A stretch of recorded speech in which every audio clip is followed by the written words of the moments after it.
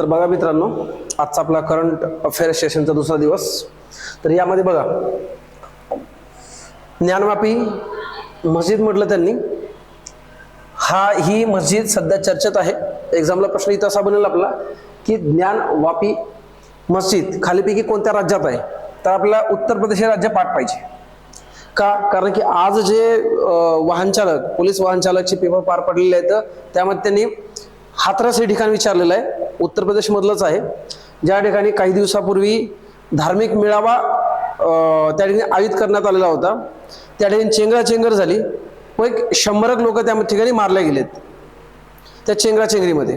म्हणून आजच्या पेपरमध्ये हाथरस हे ठिकाण विचारलेलं आहे. तर होऊ शकते पुढच्या एक्झाममध्ये ज्ञानवापी मस्जिद विचारल.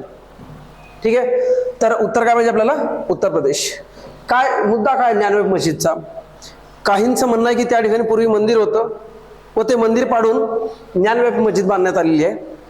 याचाच उलगडा करण्यासाठी सर्वोच्च न्यायालयाने तसेच वाराणसी न्यायालयाने भारतीय पुरातत्व सर्वेक्षण यांना त्या ठिकाणी मस्जिदीचे कोणतेही तोडफोड न करता तपशीलवार सर्वेक्षण करण्याचे निर्देश दिलेले आहे. लक्षात. तर हा डाटा पाठ नसला तरी चालेल की कोणत्या न्यायालयाने म्हटलं तर वाराणसी आपल्याला माहित पाहिजे, कारण की वाराणसी इथलंच ठिकाण आहे ते. ठीक आहे. दुसरी गोष्ट उत्तर प्रदेश माहित पाहिजे आपल्याला. आणि मस्जिद कोणती? ज्ञानवापी.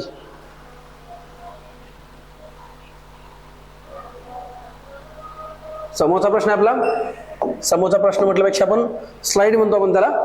तर या ठिकाणी बघा, रामनाथ कोविंद समिती म्हटलेलं आहे. रामनाथ कोविंद समिती चर्चेत काय बघा, भारतामध्ये 18व्या लोकसभेच्या निवडणुका पार पडलेल्या आहेत. नरेंद्र मोदी साहेब यांनी तिसऱ्यांदा पीएम पदाची शपथ घेतलेली आहे. ठीक आहे. तर ह्या लोकसभा व्हायच्या पूर्वी भारतामध्ये 1 नेशन 1 इलेक्शन म्हणजेच लोकसभेच्या निवडणुका प्लस राज्यांच्या विधानसभेच्या निवडणुका सोबत घेता येईल का, त्यामुळे वेळ व खर्च वाचेल, याचा अभ्यास करण्यासाठी रामनाथ कोविंद समिती नेमलेली होती. म्हणून लक्षात ठेवायचं की भारतामध्ये 1 नेशन 1 इलेक्शन आयोजित करण्यासाठी व त्यांचा सर्वेसर्वा अभ्यास करण्यासाठी कोणती समिती नेमण्यात आलेली होती. तर उत्तर काय पाहिजे आपल्याला? रामनाथ कोविंद समिती. लक्षात ठेवायचं भारतामध्ये 18व्या लोकसभा पार पडलेल्या आहेत. या लोकसभेसोबत आणखीन 4 राज्यांच्या विधानसभा सुद्धा पार पडलेल्या आहेत. ते 4 राज्य पाठ पाहिजे तुम्हाला. अरुणाचल प्रदेश, आंध्र प्रदेश, सिक्कीम आणि ओडिसा. कारण होऊ शकते प्रश्न ते विचारल 18व्या लोकसभेसोबत खालीपैकी कोणत्या राज्याची विधानसभा पार पडली नाही म्हणून. यामधले 3 तुम्हाला देईल आणि 1 वेगळा देईल. किंवा रिव्हर्स क्वेश्चन असा विचारेल की कोणाच्या विधानसभेच्या निवडणुका पार पडल्या म्हणाल तुम्हाला. 3 वेगळे देईल आणि 4 पर्याय किंवा 1 पर्याय यामधला असेल. म्हणून अरुणाचल प्रदेश, आंध्र प्रदेश, सिक्कीम आणि ओडिसा हे सुद्धा पाठ ठेवा. जर पॉसिबल झालं यांचे मुख्यमंत्री पाठ ठेवा.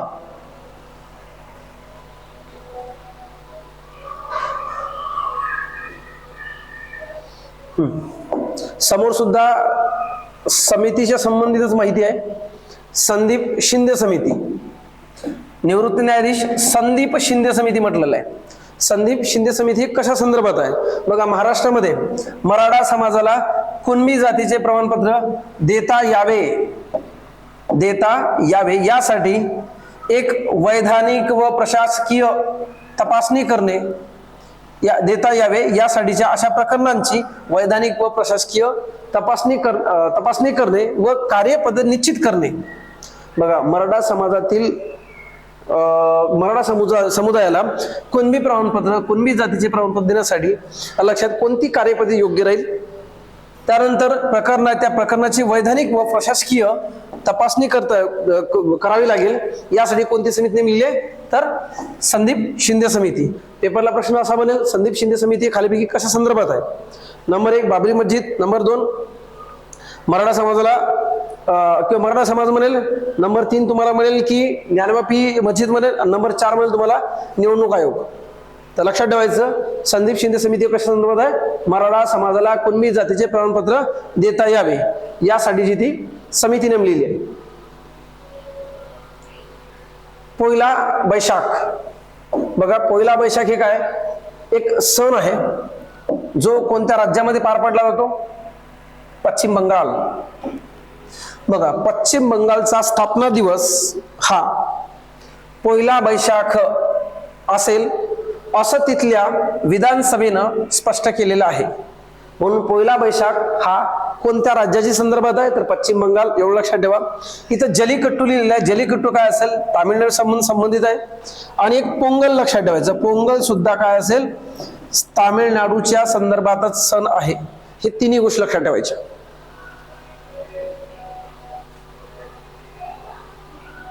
समोर आहे सचिन तेंडुलकर. बघा, भारत हा जगात सर्वात मोठी लोकशाही असणारा देश आहे. भारतामध्ये नुकत्याच ज्या 18व्या लोकसभेच्या निवडणुका पार पडलेल्या आहेत, त्या निवडणुकीमध्ये जास्तीत जास्त मतदारांनी सहभाग घेऊन मतदान करावं यासाठी जनजागृती करण्यासाठी एक राष्ट्रीय स्तरावर आयकॉन म्हणून निवड केलेला व्यक्ती आहे. त्या व्यक्तीचं नाव आहे सचिन तेंडुलकर. एक्झामला प्रश्न विचारल की भारतीय निवडणूक आयोगाचा नॅशनल आयकॉन कोण होता? तर उत्तर काय पाहिजे आपल्याला? सचिन तेंडुलकर.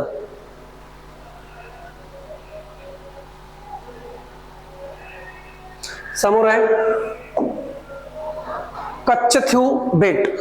बघा मित्रांनो, जी एक्झाम आज पार पडलेली आहे त्या एक्झाम मधले 3 करंट अफेअरचे क्वेश्चन कालच्या सेशन मधलेच आहेत. जर काल तुम्ही ते व्हिडिओ पूर्ण पाहिला असेल तर ज्यांची एक्झाम आज होती त्यांचे 100% ते प्रश्न बरोबर आलेले असतील. हे जे आम्ही सेशन घेत आहोत यामध्ये सगळ्या प्रकारच्या ज्या महत्वाच्या वाटतात वेगवेगळ्या सोर्स मधून आम्ही उपलब्ध करून तुम्हाला देण्याचा प्रयत्न करत आहोत. ठीक आहे, याचा फायदा तुम्हाला निश्चितच जाणवेल समोर. कच्छथ्यू बेट वाद. बघा, एक्झामला प्रश्न विचारला तुम्हाला, कच्छथ्यू बेट वाद कोणाकोणात आहे बाबा? श्रीलंका आणि इंडिया. तुम्ही आत्ताच 7 जुलैला जी एक्झाम पार पडलेली आहे तर लक्षात, ती त्यांनी भारत आणि बांगलादेश या 2 देशामध्ये कोणत्या नदीच्या पाण्यासंदर्भाचा वाद आहे असा प्रश्न विचारला होता. उत्तर होतं गंगा. ठीक आहे, तसाच प्रश्न विचारला तुम्हाला की कच्छथ्यू बेट वाद कोणत्या 2 देशांमध्ये चालू आहे? तर उत्तर पाहिजे श्रीलंका आणि इंडिया. हा पाठ महत्वाचा नाही तुम्हाला लक्षात. कच्छथ्यू बेट लक्षात ठेवा फक्त. बघा, ही माहिती वाचली तर तुम्हाला कंबाईन व राज्यसेवेला कामीच येईल. पण आपण सरळ सेवा किंवा पोलीस भरतीचा अँगल जर विचार करतो म्हटलं आपण तर फॅक्ट पाठच पाहिजे आपल्याला. पेपरला प्रश्न फॅक्टर्स बनेल. आता आहे प्रश्न समोरचा 15वी ब्रिक्स शिखर परिषद. अतिशय महत्वाचा क्वेश्चन आहे. ब्रिक्सच्या संदर्भात आहे. ब्रिक्स एक संघटना आहे ज्यामध्ये पूर्वी 5 देश होते तर आता वाढलेत. 15वी ब्रिक्स शिखर परिषद 2023 कोणत्या ठिकाणी पार पडली? तर दक्षिण आफ्रिकेतील जोहान्सबर्ग येथे पार पडलेली आहे. 2023 मधली 15वी ब्रिक्स शिखर परिषद कोणत्या ठिकाणी पार पडलेली आहे? तर जोहान्सबर्ग. लक्षात, ठिकाण कोणतं आहे? दक्षिण आफ्रिका. पूर्वी ब्रिक्स परिषदेमध्ये एकूण 5 देश होते. तर यामधला पहिला देश हा ब्रिटन नव्हे तर ब्राझील आहे. ब्राझील लक्षात ठेवायचं, ब्राझील. ठीक आहे, नंतर R means Russia, India, China आणि साऊथ आफ्रिका. पण आता यामध्ये आणखीन 6 देश ऍड झालेले आहेत. याची माहिती तुम्हाला समोर मिळेलच. ठीक आहे, तर बघा इथं खाली दिलेली आहे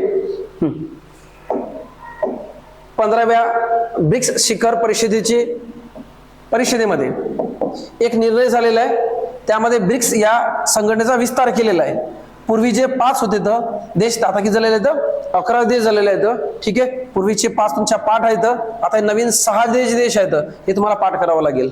ठीक आहे, तर ते 6 देश कोणते आहेत? Egypt, Iran. बघा लक्षात कसं ठेवायचं, ई वाले 3 जण आहेत रे. ई वाले इजिप्त, इराण आणि इथिओपिया.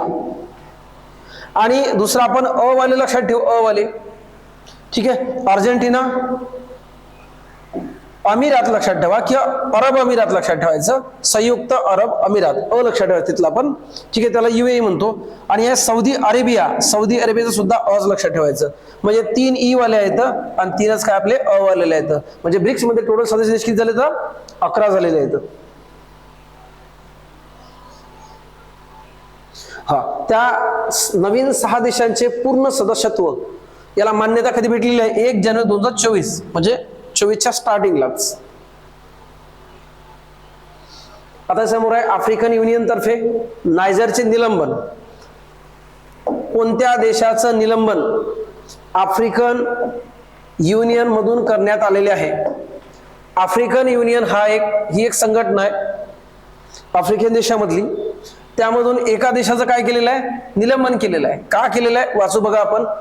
नायजर देशामध्ये लोकशाही पद्धतीने निवडून आलेल्या राष्ट्राध्यक्षांना उलटून टाकणाऱ्या लष्करी बंडानंतर, बघा नायजर या देशामध्ये लोकशाही होती, लोकशाही पद्धतीने निवडून आलेले जे राष्ट्राध्यक्ष होते तो यांचा पाय उतार केला. ठीक आहे, कशानंतर? लष्करी बंडानंतर. ठीक आहे, म्हणून आफ्रिकन युनियनने नायजरला आपल्या सर्व संस्था आणि क्रियाकल्पांमधून निलंबित केलेले आहे. ठीक आहे, लक्षात ठेवायचं नायजर आदेश. असा एक प्रश्न तुम्हाला अशाच प्रकारचा एक प्रश्न तुम्हाला 7 तारखेला जो पार पडलेली एक्झाम आहे त्यामध्ये कुठल्या तरी जिल्ह्यामध्ये पाहायला मिळाला असेल. एखादा देश ऍड होतो किंवा एका देशाला निलंबित केलेलं असेल किंवा काढून टाकलं असेल, ही गोष्ट आपल्याला माहित पाहिजे. विशेष करून मुंबईच्या पेपरसाठी. समोर आशियान संघटना आहे. आशियान संघटनेने 2026 साठी म्यानमारचे अध्यक्षपद नाकारले. महत्वाची घटना आहे. आसियान संघटनेने 2026 साठीच्या म्यानमारचे अध्यक्षपद नाकारले. लक्षात. मग अध्यक्षपद म्यानमारला नाकारलं तर मग अध्यक्षपद दिलं कोणाला? तर हा शब्द लक्षात ठेवायचा, फिलिपाईन्स. म्यानमारच्या ऐवजी त्यांनी कोणाचं स्वागत केलेलं आहे? फिलिपाईन्सचं.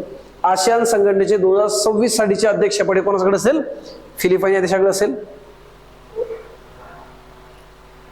पाठ असला पाहिजे क्वेश्चन. आता पाकिस्तानमध्ये भारतीय उच्चायुक्तपदी गीतिका श्रीवास्तव यांची नियुक्ती. बघा शेजारील देश आपला, यामध्ये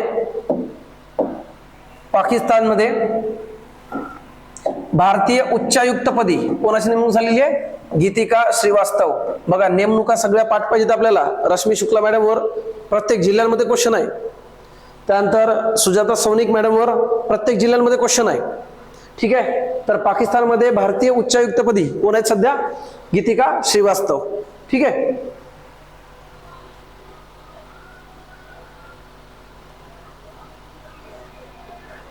अठरावी G20 शिखर परिषद प्रश्न तुम्हाला पाहायला मिळाला असेल. बरं, काय होतं मित्रांनो, G20 परिषद आहे. हे जो गट आहे 1999 ला उदयास आलेला आहे. ठीक आहे, 18व्या नंबरची परिषद जी आहे ही कुठं भरलेली आहे? इंडियामध्ये. बघा असं एक ट्रायंगल केलेलं आहे. इंडिया,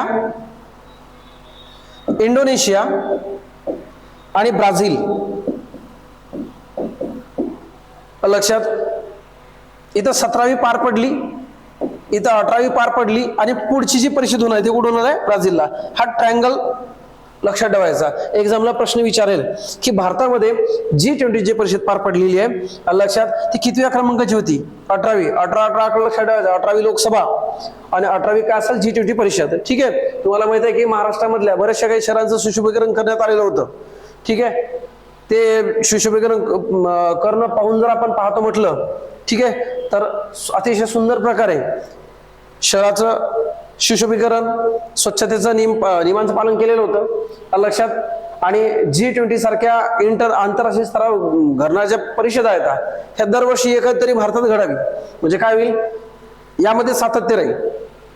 ठीक आहे, G20 18वी G20 शिखर परिषद. ठीक आहे, 9 ते 10 सप्टेंबर 2023 रोजी नवी दिल्ली येथे प्रगती मैदानातील भारत मंडपम एवढं लक्षात ठेवायची गरज नाही आपल्याला. कितव्या क्रमांकाची? 18व्या क्रमांकाची पाठ करायचं. ठीक आहे, भरलेली आहे. ठीक आहे, यजमान पद कोण होता? आपला भारत होता. ठीक आहे, परिषदेची संकल्पना कोणती होती? एक्झामला महत्वाचा क्वेश्चन आहे की भारतामध्ये जी G20 परिषद पार पडलेली आहे, G20 परिषद पार पडलेली आहे, याची संकल्पना काय होती? वसुधैव कुटुंबकम. हे मराठीत पण पाठ पाहिजे आणि इंग्लिशमध्ये पण. कारण जर तुम्ही प्रश्नपत्रिका पाहिल्या तर मॅक्झिमम सेंटेन्स मधली जी माहिती आतमधली जो गाभा म्हणतो आपण, हे इंग्लिश मध्ये दिलेलं आहे. याला काय म्हणतो आपण? वसुधैव कुटुंबकम. 1 अर्थ 1 फॅमिली 1 फ्युचर. 1 अर्थ 1 फॅमिली 1 फ्युचर. लक्षात ठेवायचं.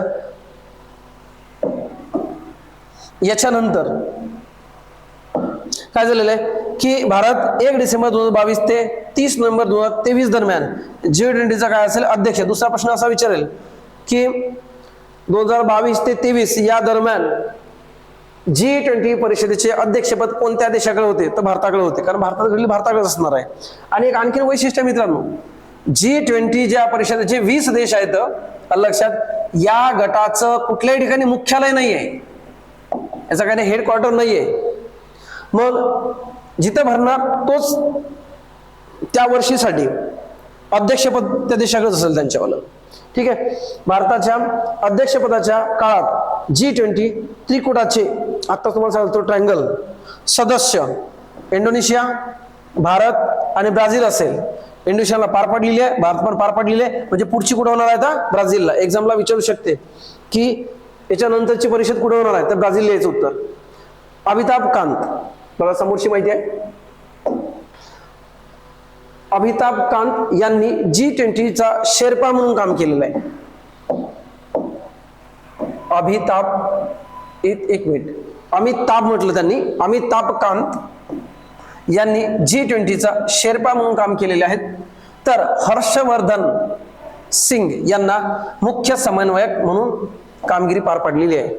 जी भारतामध्ये G20 परिषद पार पडलेली आहे यांचे काय म्हणतो आपण, शेर्पा म्हणून कोण असेल, मुख्य म्हणून कोण असेल, अमिताभ कांत, आणि समन्वय कोणते, हर्षवर्धन सिंगला.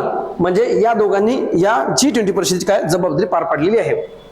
रशियाचे अध्यक्ष आणि चीनचे अध्यक्ष हे दोघं या परिषदेला बोलावून सुद्धा हजर राहू शकले नाहीत. ठीक आहे. बघा G20 परिषदेमध्ये कोण हजर राहू शकलं नाही? रशियाचे अध्यक्ष पुतीन साहेब आणि चीनचे अध्यक्ष शी जिनपिंग हे 2 व्यक्ती हजर राहू शकले नाहीत. बाकी कोण आलं होतं हे पाठ ठेवायची गरज नाही.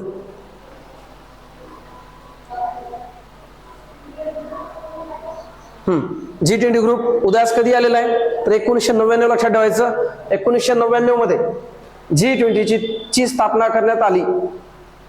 लक्षात. G20 परिषद कशा संदर्भात आहे? आंतरराष्ट्रीय आर्थिक आणि वित्तीय स्थिरता यावर चर्चा करण्यासाठी सर्वात महत्वाचा औद्योगिक आणि विकसनशील अर्थव्यवस्थांचे अर्थमंत्री आणि सेंट्रल बँक गव्हर्नर यांच्यासाठीचा तो एक औपचारिक मंच आहे, अनौपचारिक मंच आहे. कळलं? याला कुठल्याही ठिकाणचं मुख्यालय नाहीये, एवढं एक वैशिष्ट्य लक्षात ठेवायचं.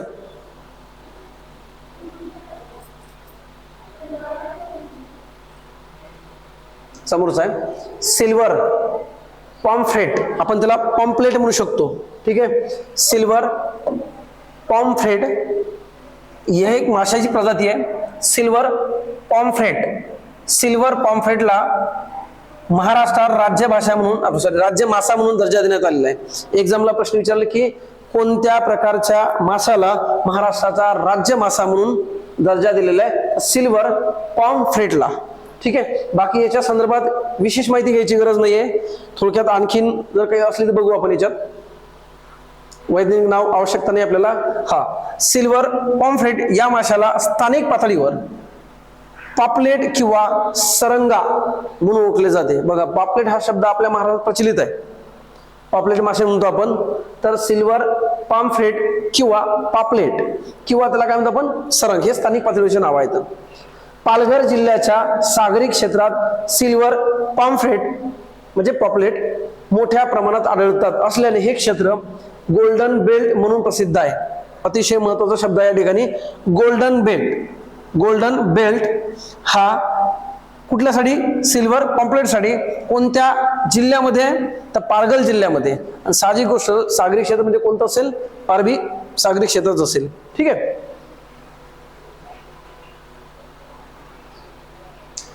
भगवान बिरसा मुंडा जोड रस्ते योजना,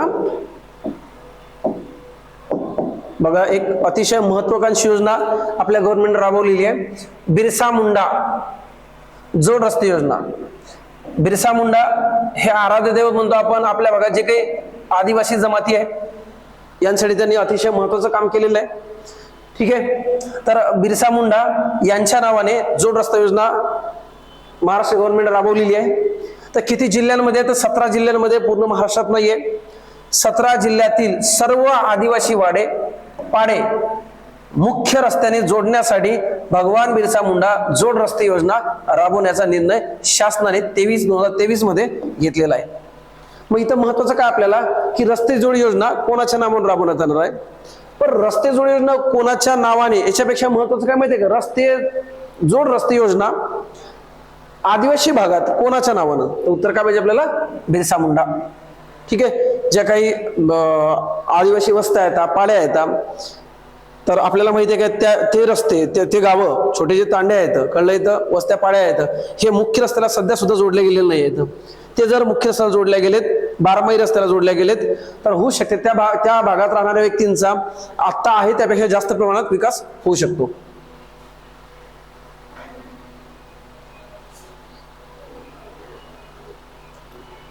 मृणाल गांजाडे यांना राष्ट्रीय शिक्षक पुरस्कार. बघा, केंद्र सरकार 5 सप्टेंबर, बघा भारतामधला राष्ट्रीय शिक्षक दिन कोणता आपला, 5 सप्टेंबर. 5 सप्टेंबर रोजी डॉक्टर सर्वपल्ली राधाकृष्णन यांचा जन्मदिवस म्हणून शिक्षक दिन साजरा करतात. आणि या शिक्षक दिनाच्या दिवशी भारतामध्ये उत्कृष्ट कामगिरी करणाऱ्या शिक्षकांना राष्ट्रीय शिक्षक पुरस्कार दिला जातो. तर महाराष्ट्रामधला एकमेव व्यक्ती आहे सध्या या वर्षीचा, राज्यातून एकमेव जिल्हा परिषद शिक्षिका महिला आहे, मृणाल नंदकिशोर गांजाडे यांना हा पुरस्कार जाहीर झालेला आहे. ठीक आहे. तर मृणाल गांजाडे यांना राष्ट्रीय शिक्षक पुरस्कार मिळालेला आहे. पेपरला प्रश्न येईल की महाराष्ट्रामधल्या कुठल्या व्यक्तीला राष्ट्रीय शिक्षक पुरस्कार जाहीर झालेला आहे, तर उत्तर काय पाहिजे, मृणाल गांजाडे. मृणाल गांजाडे शिक्षिका आहे. बाकी महत्वाचं नाही, 5 सप्टेंबर दिन तुमच्या असंही ऑलरेडी पाठ आहे.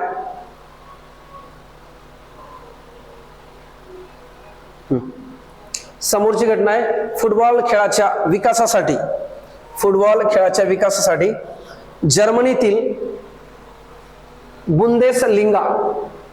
बुंदेसलिगा लीग सोबत सामंजस्य करार. तर बघा मित्रांनो, आता